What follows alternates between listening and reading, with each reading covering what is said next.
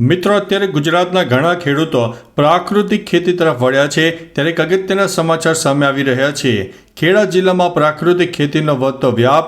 19,690 એકરમાં 35,890 ખેડૂતો કરી રહ્યા છે પ્રાકૃતિક ખેતી, જેમાં 1.70 લાખથી વધુ ખેડૂતોને તાલીમ આપવાનું પણ આયોજન થઈ ચૂક્યું છે।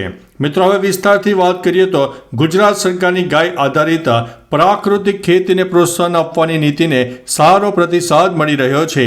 ખેડા જિલ્લામાં 35,890થી વધુ ખેડૂતો 19,690 એકર વિસ્તારમાં પ્રાકૃતિક ખેતી પણ કરી રહ્યા છે।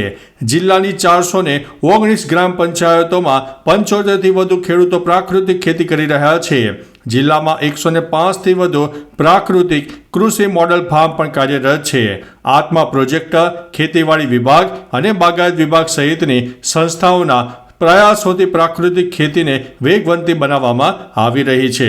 મિત્રો, મહત્વનું છે કે પ્રાકૃતિક ખેતીને વધુ પ્રોત્સાહન આપવા 101 ક્લસ્ટર બનાવવામાં પણ આવ્યા છે। આ ક્લસ્ટરમાં 101 farmer master trainer, 101 technical master trainer અને 103 ફાર્મર ફ્રેન્ડ કાર્યરત પણ છે। તેઓ ખેડૂતોને ગાય આધારિત ખેતી, ધનામૃત, જીવામૃતના ઉપયોગ અને પાક ફેરબદલી અંગે માર્ગદર્શન પણ આપી રહ્યા છે।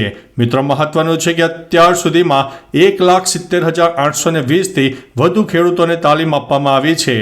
તાલુકાવાર જોઈએ તો કપડવંજમાં સૌથી વધુ 35,757, કઠલાલમાં 22,655, ઠાસરામાં 17,821, મહેમદાવાદમાં 17,423, માતરમાં 16,027, નડિયાદમાં 13,543, ખેડામાં 13,940, મૌધામાં 12,877, ગળતેશ્વરમાં 11,115 અને વસોમાં 6,665 ખેડૂતોને તાલીમ પણ આપવામાં આવી ગઈ છે। મિત્રો, વાત કરીએ તો પ્રાકૃતિક ખેતીના કારણે જમીનની ફળદ્રુપતામાં પણ વધારો થયેલો જોવા મળ્યો છે। સાથે જ ખેત ઉત્પાદન, માંગ, વેચાણ અને ખેડૂતોની આવકમાં પણ નોંધપાત્ર વધારો થયો છે। તો ચાલો મિત્રો, ફરીથી એક નવા ખેડૂત સમાચાર લઈને મળતા રહીશું। ત્યાં સુધી અમને રજા આપશો। નમસ્તે।